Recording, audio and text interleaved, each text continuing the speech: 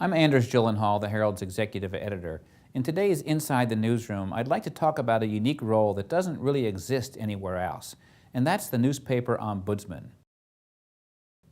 A letter came in the other day from a reader who lives in Tamarack named Krishna Madan, who took issue with our ombudsman, Edward Schumacher Matos. Madan, who teaches high school history and English, said the columns have too much latitude and are too opinionated.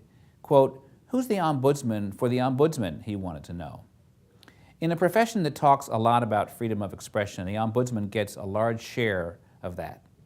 This is one assignment that comes with almost utter independence. He decides what topics to take on, he asks whatever questions he wants, and he reaches the conclusion he wishes. Who decides if it's working? For the most part, you do. I was glad to get this thoughtful and challenging letter from Krishna, raising questions about whether an ombudsman's strong opinions and sharp conclusions might somehow inhibit the staff and work against the interests of the paper. Well, I would argue that an aggressive ombudsman has the opposite effect. The daily paper and its websites have a lot of power and influence, and that warrants tough criticism. Readers need a place to take their concerns and complaints and get a full airing. Schumacher joined the Herald a year and a half ago with unique qualifications for this role. He's a former reporter and editor for the New York Times, the Wall Street Journal, and his own string of Spanish-language weeklies. He now teaches at Harvard University, writes a syndicated column, and is fascinated with all elements of journalism. Since he began this part-time role at the Herald, which has never had an ombudsman before, Schumacher has prompted a robust exchange with readers.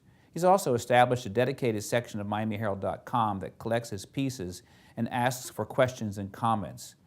Schumacher's column is based chiefly on his reporting on the issues that come up. Quote, he says, "But in the end, the column is opinion.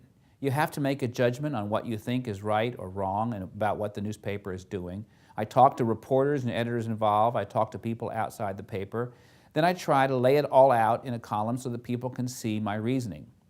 Schumacher has taken some strong stands in the dozens of columns he's written. Sometimes he finds fault with our coverage. Sometimes he focuses on weaknesses the paper has shown.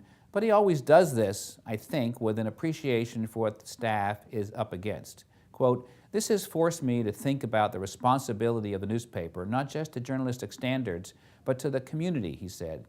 "I'm not a strict First Amendment guy. I think you've got to balance the First Amendments against privacy. There's a tremendous amount of responsibility to the community."